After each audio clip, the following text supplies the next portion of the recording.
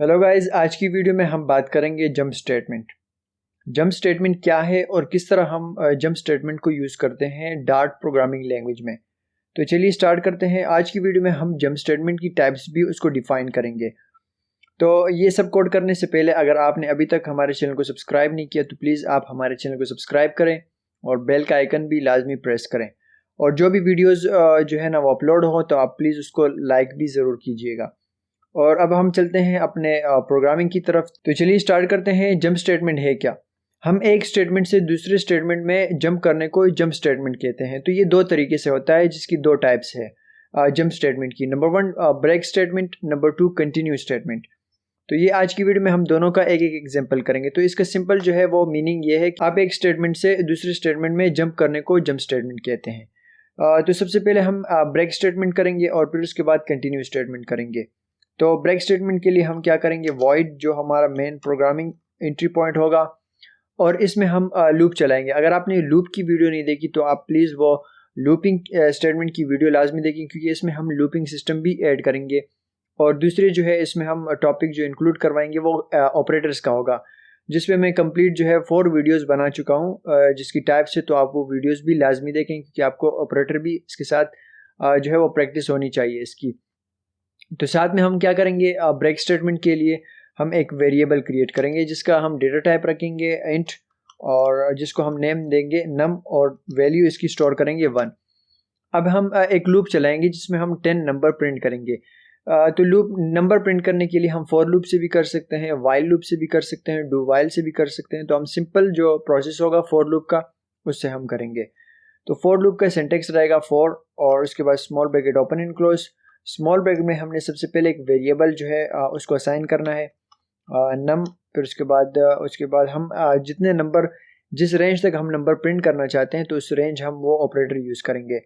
तो नम less than equals to, हमने 10 तक नंबर जो है वो प्रिंट करने हैं। अब हर नंबर के बाद इंक्रीमेंट होता रहेगा, तो इसके लिए हम करेंगे नम प्लस प्लस, इंक्रीमेंट होता रहेगा। फिर उसके बाद हम लास्ट में करली ब्रैकेट ओपन एंड क्लोज। यहाँ तक प्रोसेस जो है हम पिछली वीडियो में कवर कर चुके हैं। जैसे अगर इसको मैं प्रिंट करूँ, print small bracket and last में टर्मिनेटर। अब इस नम को मैं यहाँ कॉल कर लेता हूँ, तो जितने भी नंबर्स होंगे 10 तक वो आउटपुट में शो होंगे। तो ये आप देख सकते हैं 1 2 3 4 5 6 एंड 10। तो ये नंबर यहाँ तक जो है वो शो हो चुके हैं। यहाँ तक ये हम लूपिंग सिस्टम है। अब हम यहाँ से जो है वो जंप स्टेटमेंट किस तरह कर सकते हैं। अब हम यहाँ जो है यूज़ करेंगे इफ़ एल्स की स्टेटमेंट। तो इफ़ स्टेटमेंट के लिए हम इफ़ की स्टेटमेंट की कंडीशन भी सेम रहेगी, if small bracket open and close. अब हम यहाँ जो है वो एक कंडीशन बनाएंगे। कंडीशन हम इस तरह बनाएंगे कि नम जो है वो एक वेरिएबल है जिसमें नंबर जो स्टोर होगा वो इक्वल इक्वल हो जाए 6 तक। 6 नंबर तक जैसे वो लूपिंग सिस्टम चलेगा तो उसके बाद ऑटोमेटिक वो ब्रेक हो जाएगा, और उसके बाद हमें प्रिंट करेगा इफ़ स्टेटमेंट के बाद। इफ़ स्टेटमेंट के बाद हमें प्रिंट करना चाहिए प्रिंट, क्योंकि हमें नंबर प्रिंट करना है तो नंबर को हम यहाँ कॉल करवाएंगे और उसके बाद हम इसको स्टार्ट करेंगे।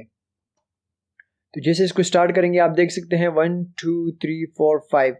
जैसे वो 5 तक पहुंचा और उसने देखा कि 6 तक मेरी कंडीशन लगी हुई है और उसने ऑटोमेटिक 6 पर उसको ब्रेक कर दिया। तो ये कहलाता है ब्रेक स्टेटमेंट।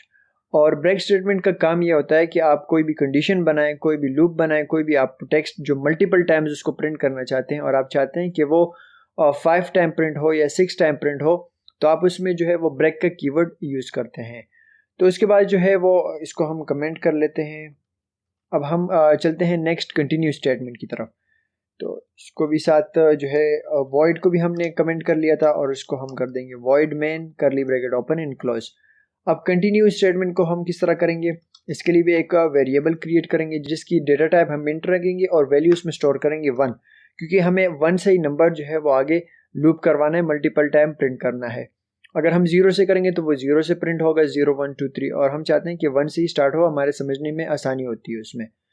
तो इंट नंबर इक्वल्स टू 1, और इसके बाद हमने फिर से जो है वो फॉर लूप यूज़ करना है, for small bracket open and close.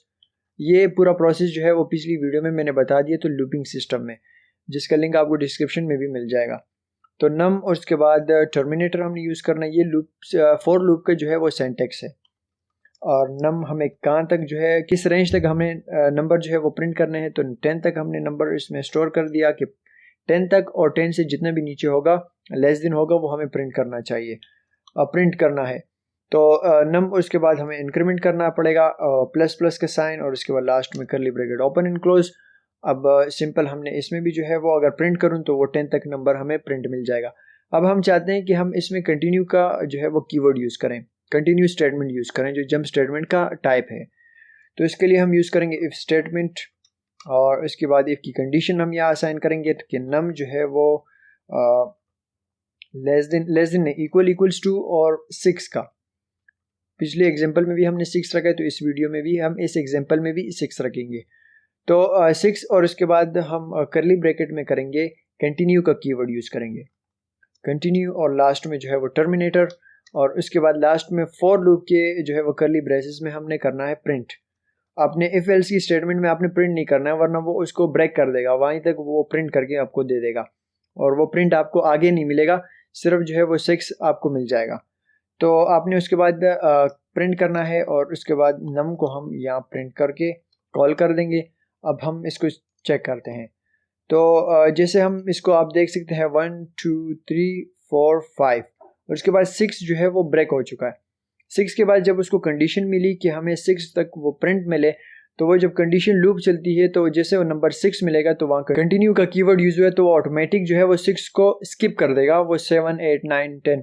तो ये कंडीशन हम इस वहाँ यूज़ करते हैं जहाँ हमें जो है वो कोई डेटा, स्पेसिफिक डेटा या किसी कंडीशन रेंज तक हमें डेटा प्रिंट करना हो, और उसको स्किप करके जो है ना वो आगे का डेटा प्रिंट करना हो। तो ये हम कंटिन्यू का जो है वो स्टेटमेंट यूज़ करते हैं।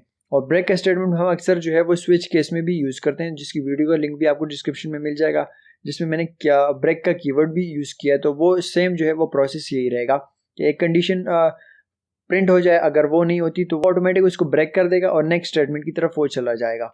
तो ये कंडीशन, ये पूरा प्रोसेस रहेगा। अगर हम इसमें जो है इफ़ की स्टेटमेंट में कोई चीज़, कोई टेक्स्ट प्रिंट करना चाहते हैं कि हम वहाँ शो करें कि आपका जो है वो 6 नंबर जो है वो स्किप हो चुका है, तो इसके लिए हम करेंगे प्रिंट। ये आपने कंटिन्यू के कीवर्ड से ऊपर की तरफ करना है। अगर आप उसकी कंटिन्यू के कीवर्ड से नीचे करेंगे तो वो आपको बताएगा कि आप यहाँ जो है वो नहीं कर सकते, आपको ऊपर ही करना पड़ेगा, क्योंकि उसको स्किप कर देता है नंबर। अब हम इसको डबल कोटेशन में डेटा प्रिंट करेंगे, तो डबल कोटेशन में 6 या ऐसे कर लेते हैं हम, डॉलर, करली ब्रैकेट ओपन क्लोज, नम, और इसके बाद इज स्किप्ड। ये हमने टेक्स्ट प्रिंट कर दिया। अब जैसे इस कोड को मैं स्टार्ट करूंगा तो वो ऑटोमेटिक आपको बताएगा कि आपका जो है वो 6 नंबर इज स्किप्ड हो चुका है। तो ये डायनेमिक तरीका है, जिसको अगर हम 6 को यहाँ प्रिंट करेंगे तो वो स्टैटिक मेथड हो जाएगा, ये डायनेमिक मेथड है। अगर मैं यहाँ कर दूँ इसको 7, तो वो मुझे बताएगा कि आपका जो 7 नंबर है वो स्किप हो चुका है। 7 बता रहा है क्योंकि हम टेक्स्ट प्रिंट करना चाह रहे हैं, लेकिन उसमें ऑटोमेटिक जो है वो 7 स्किप हो चुका है। 6 के बाद डायरेक्ट जो है वो 8 की तरफ मूव हो चुका है। तो ये आज का वीडियो जो है वो कंप्लीट प्रोसेस जो है वो जंप स्टेटमेंट के ऊपर था, जिसमें हमने ब्रेक और जो है वो कंटिन्यू के स्टेटमेंट्स भी पढ़ लिए। तो उम्मीद है कि आपको समझ में आ गया होगा। अगर कोई भी क्वेश्चंस हो, कोई भी क्यूरीज हो आपकी, तो आप मुझसे कमेंट में भी पूछ सकते हैं। और आज के लिए मुझे इजाज़त दीजिए, मिलते हैं नेक्स्ट वीडियो में। Thank you very much.